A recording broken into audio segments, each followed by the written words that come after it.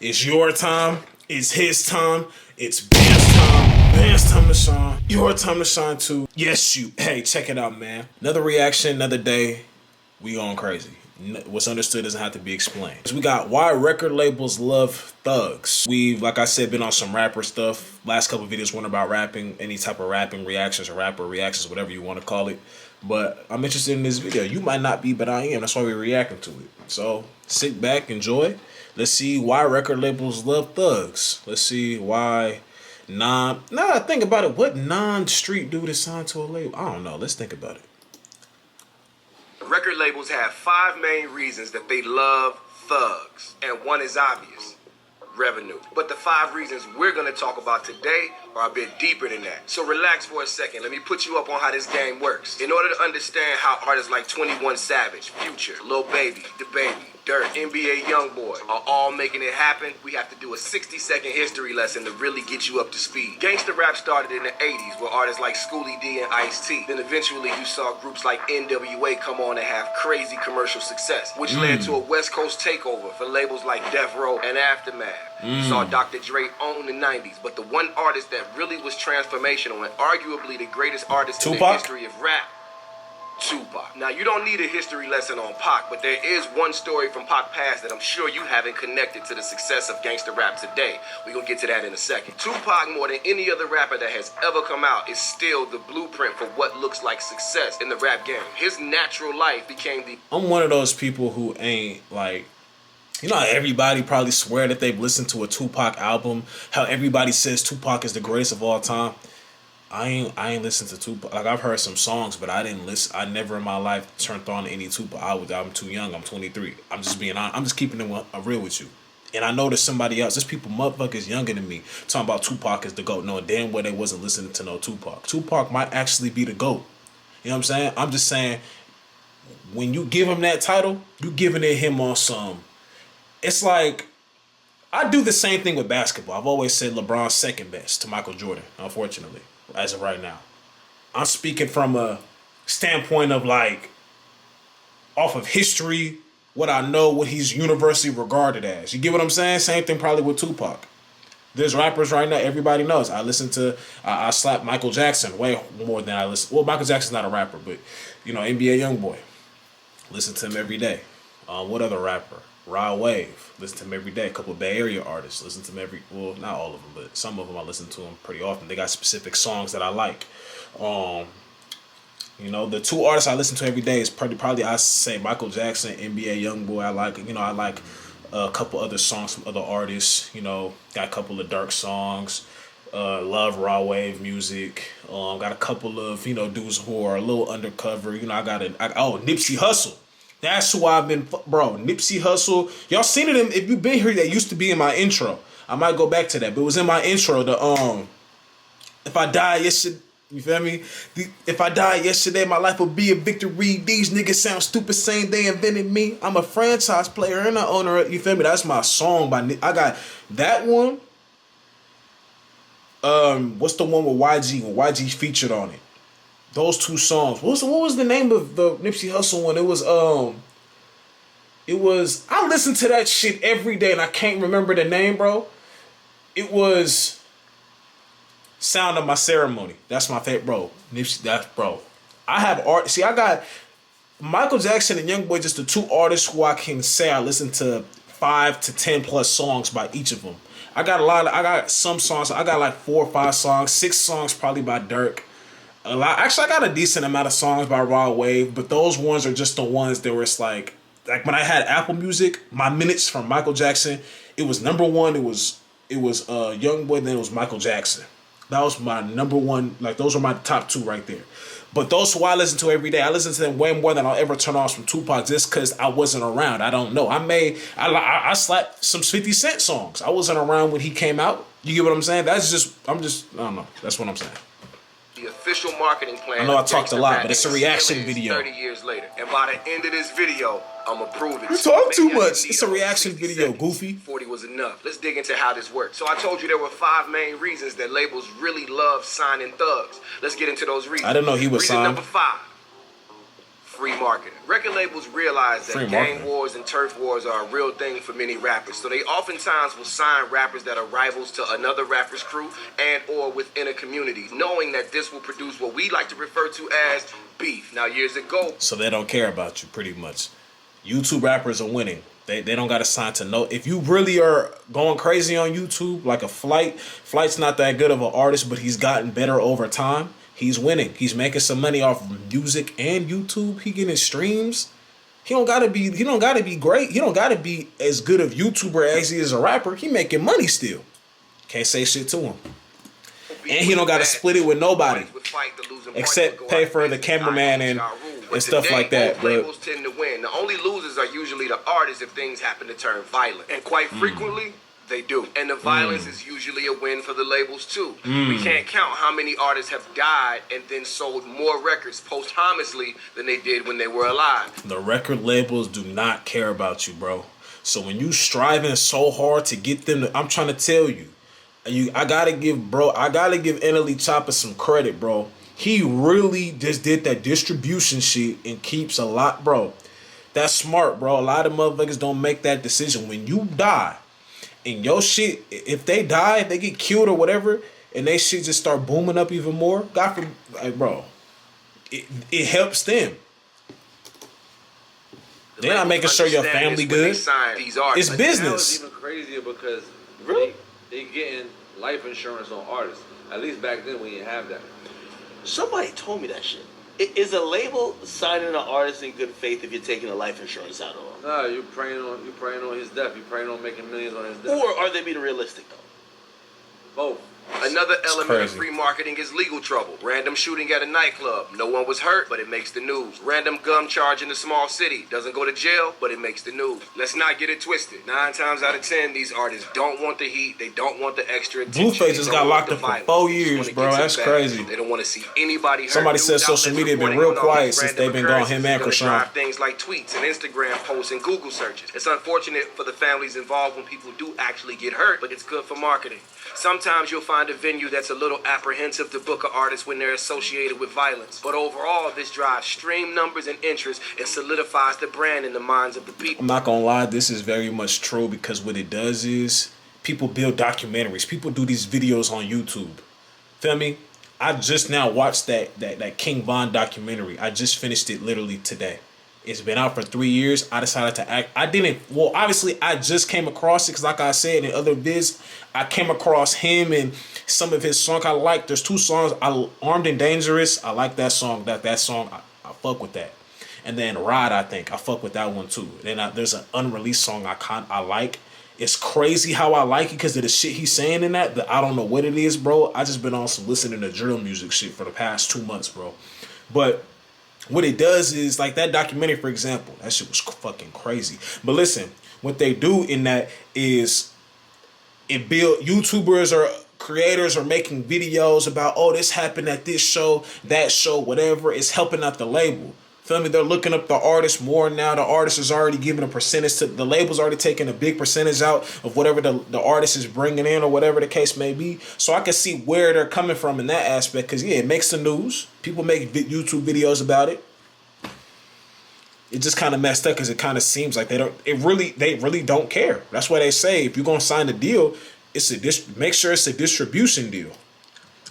Or make sure you own your masters. Let's be clear, the best overall marketing strategy is good music and a good live show. But for so many artists, these peripheral items are just as important to their overall branding as the music. But this is what happened. I want you to take a moment and think about how many artists this has happened to over the years. I'm going to show a few faces to jog your memory a little bit. But you know what I'm saying is 100% fact. Ironically, jail is a fate worse than death for most of these record labels. But some of these artists have such loyal fan bases that after they serve a prison term, they can come back and have another chance at making it all happen again. And That's trust facts. me, the labels have a vested interest in seeing that happen. Because usually an artist is more profitable dead than he is in prison if you're the record label. Death Row Records was the greatest example of this. Pac's beef with Biggie and all of his various legal trouble, they didn't even need a marketing plan. And you still see it today. As you know, it's mandatory that an artist can prove he's from the streets. Look at 50 Cent, he got shot 9 times. DaBaby, 21 Savage. He got shot 9 times? God damn.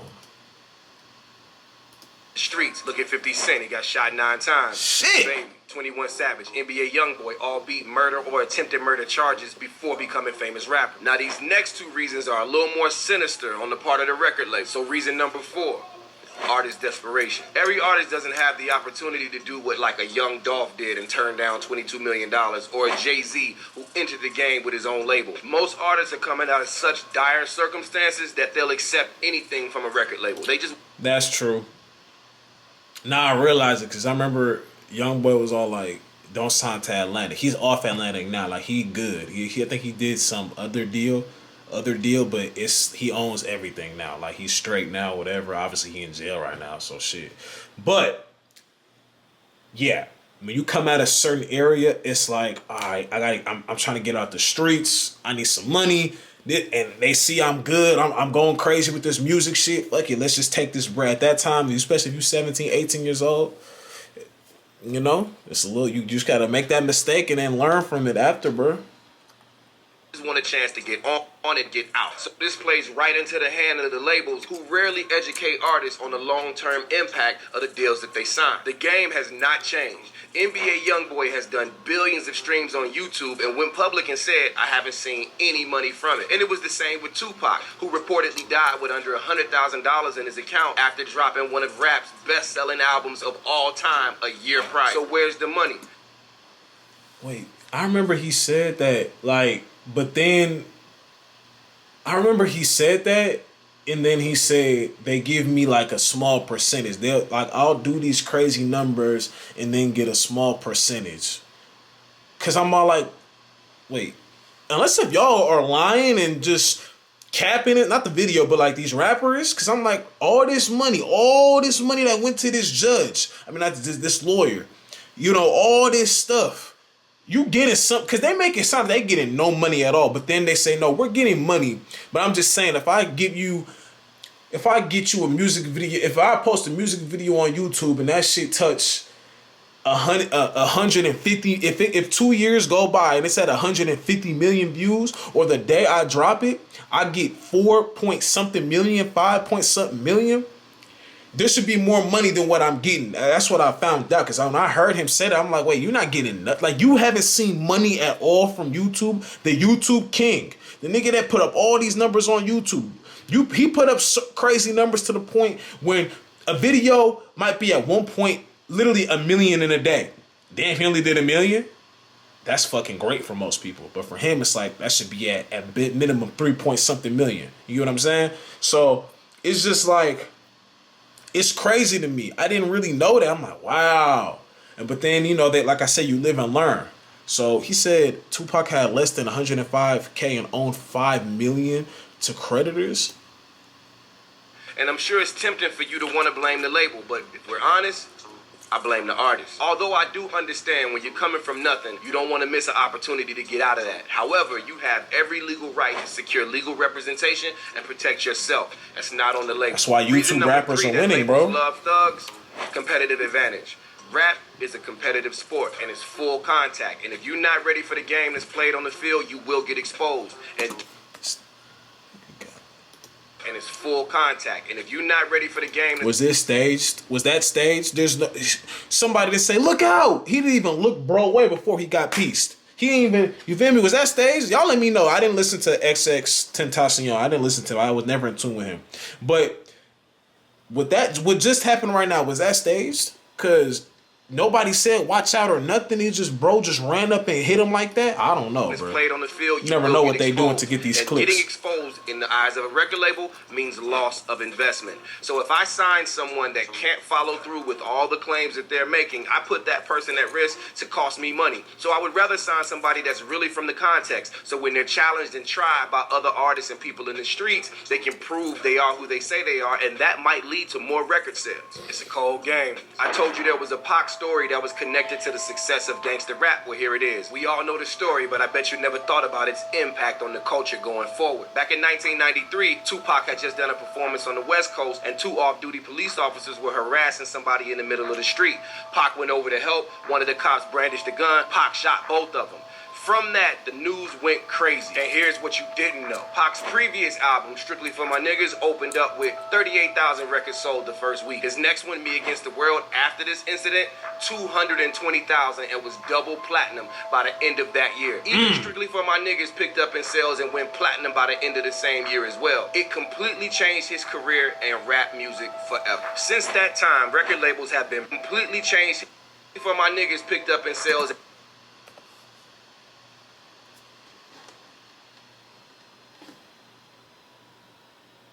$220,000 back and then too.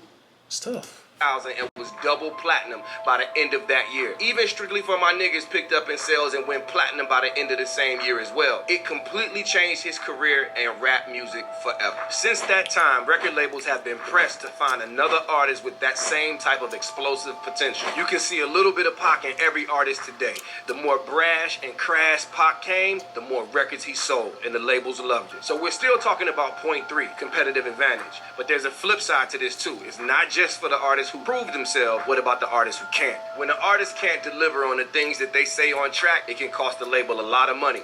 And the greatest example of this in the history of music is what artist? I'll tell you at the end of the video. This leads me to point number 2 and arguably the most important. Believability. This is why shooting 2 off-duty cops changed Pac's career. The public at large believed in what he had to say. He went off on like he never got booked for that. Icon because now he in court, knew but in our hearts that he was the thug that he said he was. And as a people, we've always had a fixation with gangsters. We've always idolized the idea of by any means necessary at all costs. Here's the thing. I like how you said we've idolized it. The problem with this shit though, this shit is entertainment, and some of them really come from that. But the ones that really come from that. You get what I'm saying? And what I don't like is when people who don't come from this shit try to emulate it and be it. I listen to some drill music. Nothing crazy, like not nothing like that's ass. Obviously, I'm not listening to no weak shit. But I'm listening to dudes who come from the street talk about, I did this, whatever. And they come from it. But I listen to it. I'm not going to go emulate it because I don't come from that. The problem is people, this might be off topic, but the problem is people who don't come from that try to be that. You feel me? Music, being a rapper or not, they try to be that. Like, bro, you don't come from that. Your parents wasn't gangsters. Like, you wasn't. And now, granted, don't get me wrong. You could come from white picket fence household, whatever, and still go that lane because maybe it was something you were missing at home, parents were never home, or you just got caught up in the wrong shit. I will never take you, well, I'd be 50-50 with it. I wouldn't underestimate what you wouldn't do, what you would do, because it's showing that people will do this shit just to get a couple of clicks. But I also still at the same time wouldn't take you serious because I'm like, bro, to me, you're like, you're a bitch to me because you're not really from that, but you're trying to act like you from that. You know what I'm saying? Like, you not from that. You not from the streets, so stop acting like it, bro. That's just me personally, bro. I see, people do idolize this shit. You are what you rap and about. real street dudes, vicariously through real street dudes will lifestyle. tell you, don't try to be what you're not. The business of selling a brand of believable street superhero. Rap started as an art form to document the violence. Now it's a part of it.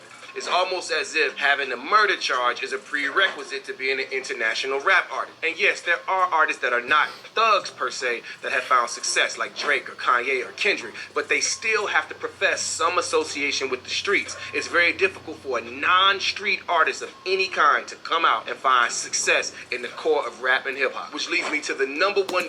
Depends. Like I said, some YouTube rappers, Flight Reacts. I'm going to say it again. Flight Reacts is not a mainstream artist, but he's probably touched a lot of money with music over the years because you got to think, he is not signed to nobody. He's had record labels come in his DMs. He had videos hit over 1 million because he's Flight Reacts. He's, like I said, he's not all that. He's really not good, to be honest, but he's gotten better since he first started. He had a song that I did like, and he had a recent song that I actually listened to and I like. He had 2 songs that he's done in the last probably 4 or 5 years that I actually like. But that's what I'm saying. He's winning because he don't care to be on. He just dropping music. He just doing what he can do. He's Flight Reacts. Shout out Flight Reacts, man. Look at Flight, man. Inspirational shit. Reason why record labels love signing thugs. ROI, return on investment. In 2021, the international global sales hit $30 billion. 25% of that was rap and hip hop. And then the number one genre within that was trap, drill, and street music. Furthermore, when you look at the top rap albums of all time ever sold, most of them street, all gangsters. So let's review the 5. That chain is hard that Number the 5, Baby got on. free marketing. Number 4, desperation. Number 3, competitive advantage. Number 2, believability. And number 1, return on investment. And I asked you the question before. Who was the biggest example of poor competitive advantage? There's a story back in the day from 1996 where Suge Knight supposedly held Vanilla Ice over a balcony by his feet and forced him to enter into an extortion agreement. Vanilla Ice refused this story and said, well, I didn't get hung over the balcony, but I did have to pay Suge to stay in LA. Culture Decoded. Let's get to it. That's crazy. I ain't gonna lie, bro. That's crazy. The artist desperation is what hurts a lot of artists. I think PNB Rock was talking about that when he was alive. He was saying, like, you know, I like what I'm doing, the numbers I'm putting up ain't adding to the money that I'm getting. Like they gave me, he said, nah, I done got a bag off this shit. Don't get me wrong, but it's not how much it should have been. So take that into consideration. If you're an artist right now and you just trying to make it, bro, look at these videos, study, find out. Because you thinking that you getting a record deal, you think of that label hitting you is going to save you, it's showing that it's not. If you could put up numbers by yourself, try to get a good team behind you. But you don't need to go to the record label that's going to put you in these deals. And, you know, you put up, let's say you put up you got a song, 5 million streams. And you getting some money. Don't get me wrong, but you ain't getting 5 million streams worth of money. Just food for thought. But anyways, if y'all like this video, y'all make sure to subscribe to the channel if you're new. Rest in peace to Kari, ex my grandma, and I'm gone.